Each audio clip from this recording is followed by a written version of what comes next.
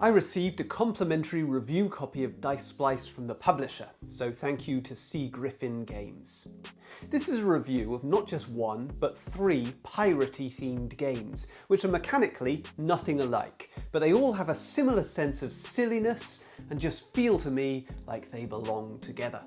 So the first is Dice Splice, a dice stacking game from Sea Griffin Games. The second, Plapparagei, is a mind-bending speed game from Drei, magier, Spiele. And the third, Gezanke Auf Der Planke from Zoch Verlag, defies description, which is exactly why I love Zoch Verlag games. So let's start off, as always, by checking out the central concept for each game, the thing which is going to draw consumers and retailers in. Every pirate game has to have a great hook. What?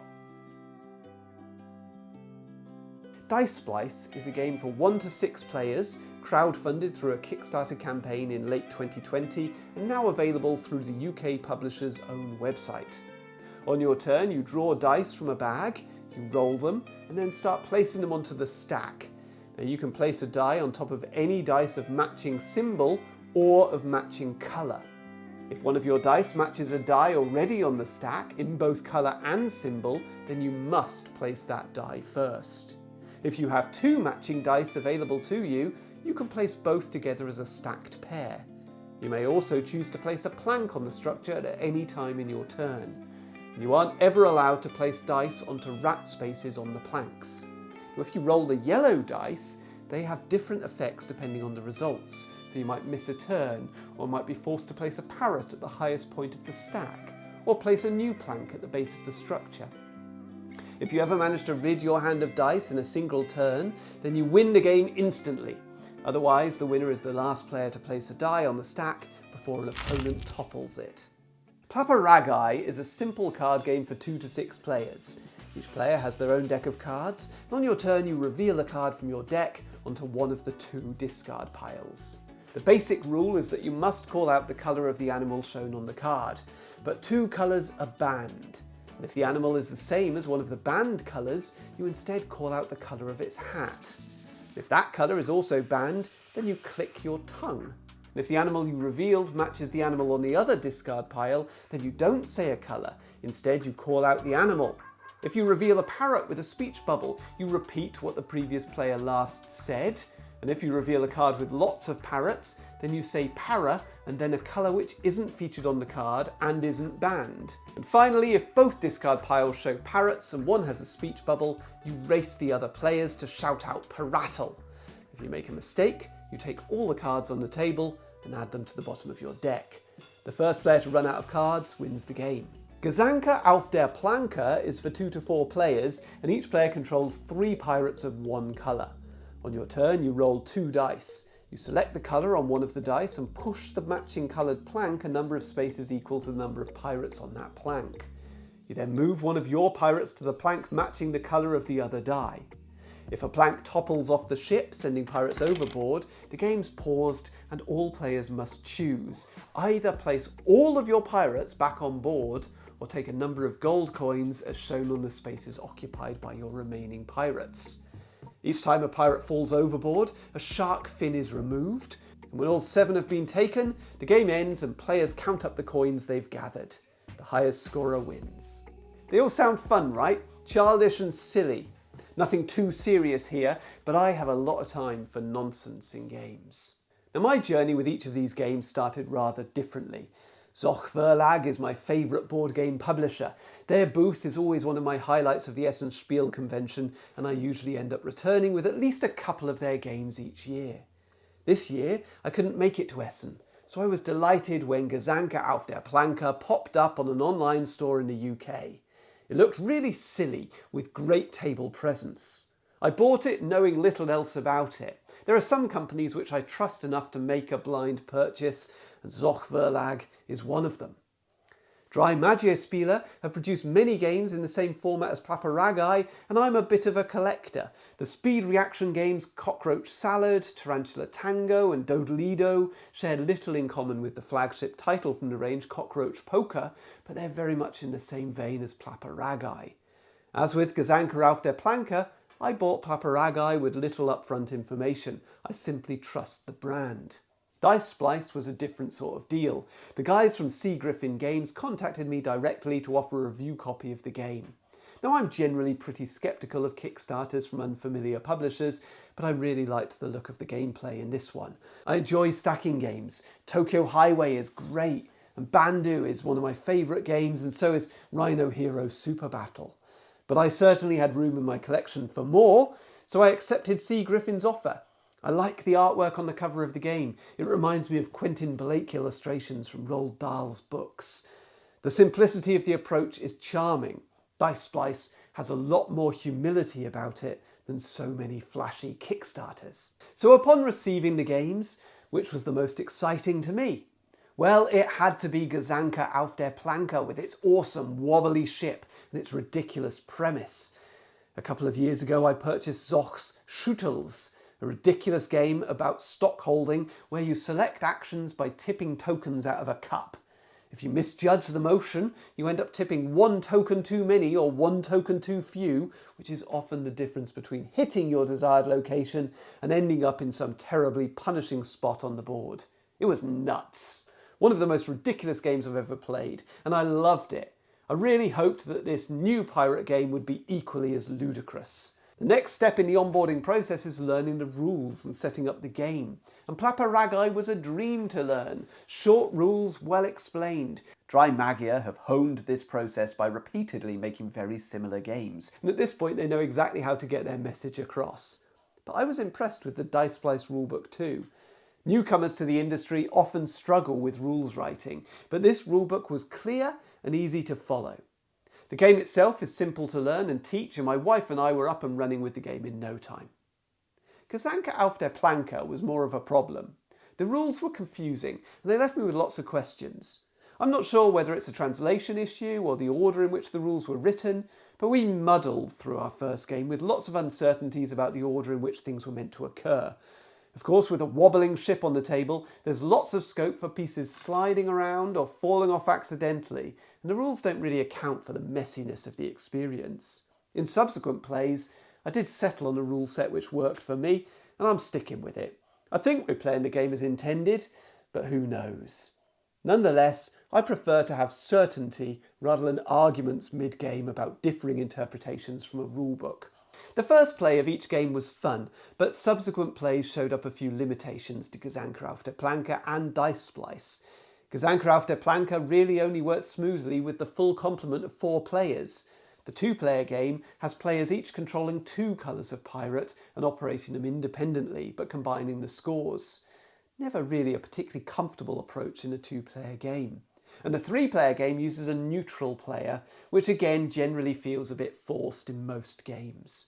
Both modes work okay, but honestly this game is more simple, more intuitive and just more fun when each player controls only one colour, and that's only possible in the 4-player version. Dice Splice works really well at all player counts. The rules are easy to follow, but I do have some issues with them. The rules say that you can win the game by ridding your hand of dice in a single turn. You start with 7 and you play 3, but different combinations of dice sometimes allow you free placements, or to place 2 dice together as a pair. And the yellow dice abilities allow you to return dice to the bag. On several occasions, a player won the game by sheer chance at a disappointingly early stage in the game, just as the tower was getting interesting. The most fun feature of a stacking game is the suspense of watching the tower grow, and then the dramatic collapse as a player pushes it one step too high. These early victories, without a toppling tower, felt like a huge anticlimax. Enough so that I'm going to house rule the game in future to exclude this sort of victory. I also found the placement of the planks a little bit arbitrary. In our games, players tended to place the planks just for the hell of it really, rather than through any tactical decision making. It was pretty rare that placing a plank felt like a strong strategic move. I like the mechanism, I just feel intuitively that planks should be related to a certain dice result, or forced upon a player in some other manner, rather than left to the whims of the player each turn. Plapparegai, on the other hand, is super smooth and polished. It's very clear what you should be doing and how to go about it. Criticisms aside, all 3 games were fun. Dice Splice is the one we've returned to the most often so far, but I can see each game getting back to the table in the future. Every board game makes promises based on its presentation. I knew exactly what I was getting with Plapparagei despite the nonsensical title. Small box, cheap price, familiar art style. The parrot on the box is holding up a card and it has a large speech bubble above its head pronouncing loudly the weird title of the game. The gorilla and the cat look on bewildered. The tone of the game is immediately apparent and you know that you're going to be feeling just like that cat and that gorilla. Dice Splice features a similarly literal box cover. A bunch of dice being stacked by pirates in a big tower. The artwork suggests a game for children, and indeed this is easily playable for young gamers. I don't think the title is as descriptive or evocative as it could have been though. Splice is not a particularly common word, nor one which suggests fun or excitement. And in a package full of pirate imagery, with a rulebook full of piratey phrases, the word splice sticks out as oddly unpiratey. Gezanke Auf Der Planke comes in a big box, Ticket to Ride style, which is consistent with Zoch's range. It doesn't deliver a Ticket to Ride level of strategy. It's not a main event type game. But the box is justifiable, of course, because of the size of the cardboard ship, which sits neatly inside once constructed. The name translates as Squabble on the Plank, which accurately describes the gameplay, and the artwork is once again childish, indicating the intended audience for the game. All three games essentially deliver on their promises. My star system considers how engaging a game is. We score each game between 0 and 3 in 5 different categories. So let's start with theme and narrative. All three games are only tenuously linked to their themes. Gezanke Auf Der Planke perhaps does the best here. There's something quite piratey about teetering on the edge of a plank before being pushed overboard for the sharks, so we'll give it 2 points. Plapparegai uses its parrot theme well, asking players to repeat ridiculous phrases, and indeed this is where most of the humour in the game lies. When I mess up and utter an expletive, it's amusing to hear that parroted by other players around the table when they play a parrot card. But truthfully, the gameplay is pretty abstract. It scores 1 point. Dice Splice does everything it possibly can to convince you that it's a pirate game, but ultimately it could easily be played with a box full of regular numbered dice, providing pretty much the same experience. So it scores a 0. There's plenty of interaction in all three of these titles. Plapparagei features a high level of social interaction, lots of laughing and groaning and racing against each other to blurt out words. In Dice Splice, every dice placed has implications for your opponent, and Gezanke Auf Der Planke is all about manoeuvring your pieces to make your opponents fall. Each game gets a 3 for interaction. Stress and tension should be where Gezanke Auf Der Planke shines, but actually it's a bit pedestrian. There are moments where your pirates sit perilously near the edge, but a risk-averse player can always push planks back into the more stable position, and the game can drag on if nobody's willing to play dangerously. Falling into the water isn't actually all that punishing, so it just doesn't have quite the tension that I was looking for. Stacking games, though, they're always full of tension, with a nice momentum. The game gets more stressful the higher the tower reaches, hence Dice Splice scores well. And similarly, speed games are full of tense moments. If you hesitate, you have to pick up cards, which is ultimately going to lose you the game. So Plapparagei scores really well for tension and stress. The most engaging games offer constant feedback to the players, as opposed to, for example, waiting for game end and then calculating points. Dice Splice does okay here. Placing a die on top of a wobbling tower and pulling off the seemingly impossible placement is rewarding, and watching the tower fall is very satisfying too. Plapparagei constantly gives feedback, with players collecting cards every time they fail to call out the right word, usually with a table full of other players shaming you by shouting, "No, no, that's wrong!" It's a very immediate experience with extreme highs and lows. Gezanke Auf Der Planke does offer feedback, but it's all a bit passive. You don't score for knocking other players down, you score for staying stable when other players fall. It's a subtle difference, but when the ship topples, generally every player at the table gets a handful of points, so you're robbed of that gleeful, vindictive moment of victory.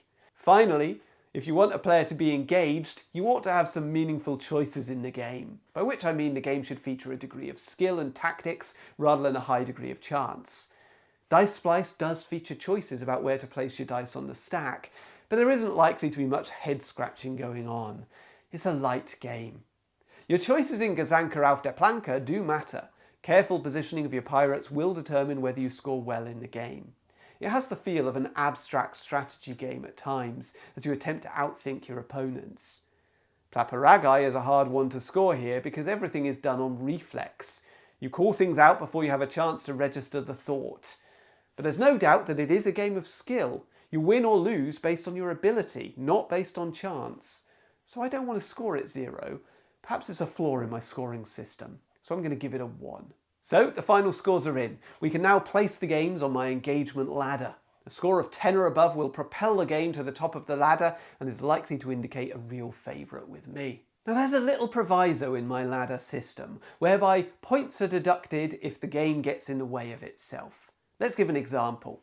In Gezanke, pirates score if they're standing on gold coin spaces when the ship topples. But the gold coins can't actually be seen unless you lift up your pirate, which can in itself topple the ship.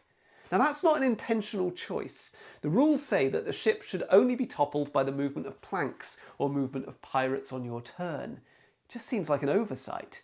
A minor thing, which on a rare occasion might have a major impact on your experience playing the game. So I'm deducting 3 points for an ambiguous rule set, wonky variants for different player counts, and unhelpful graphic design.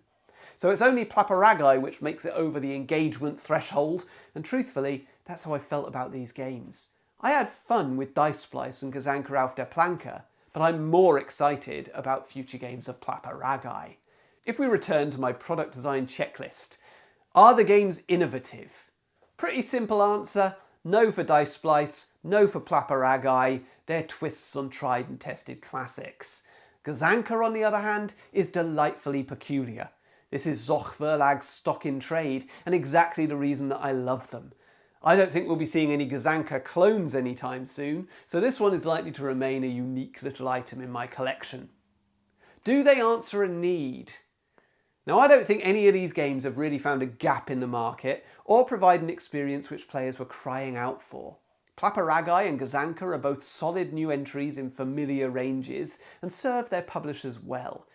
Dice Splice is sadly likely to be overlooked as a small title from a new UK publisher with pretty familiar gameplay. Branding. Well, here we have 2 examples of the best branding in the business. If you're familiar with their range, you know exactly what you're going to get with a title from Zoch or Drei magier. Yet they take a very different route. Zoch is all about surprises. Every new release stretches what a game can be. Components are often used in unusual ways. Gameplay is always a little bit off the beaten path. Drei magier games are often formulaic, following in the footsteps of their popular precursors and iterating on their earlier designs. The brilliance of the artwork and the graphic design can't be overstated. I buy these titles because I enjoy the gameplay, but I love the art. Few publishers have as distinctive a visual identity as Drei magier Spiele. So all that leaves us to do is to plot the games on my idea execution matrix. The best-selling games have an exceptional core concept executed masterfully, pushing up into the orange or red portion of the graph. So how do our piratey trio fare? Well, Dice Splice is a lovely but predictable concept. It's executed pretty well, but a low price point and an absolute ton of dice means that the component quality reflects the budget. The artwork is cute, but it doesn't really gel well with the flashier titles in the hobby, and the rules quirks mentioned earlier can leave the game ending on an anticlimax. So it's a great early game from an exciting new publisher, but I don't think it's going to set the world alight. And it hovers on the border between blue and green, which means it'll be okay for a fledgling publisher, but I don't think it's going to be a huge commercial hit. Gezanke Auf Der Planke has a really fun core concept, but I think the execution is lacking in several areas. It's not as vindictive as I'd like, it's not as silly as I'd like, and the experience just isn't as smooth as it should be. So again, it hovers on the border of blue and green, and I'm not sure it's going to make a big splash. Plapparegai is a great concept, but it's been done many times before, often by the same publisher. So the lack of innovation, or even significant iteration here, has to be reflected in the score. It's executed perfectly though. Drei magier know how to make this sort of game. Sitting in the green-yellow part of my grid, I can only imagine that it's going to do really well for them. So there you go, 3 swashbuckling little bits of nonsense. These are the sort of games which make this hobby such a joy. If you'd like to see more reviews like this, please make sure you've subscribed to the channel, hit like, comment below, and I'll see you next time. All the best.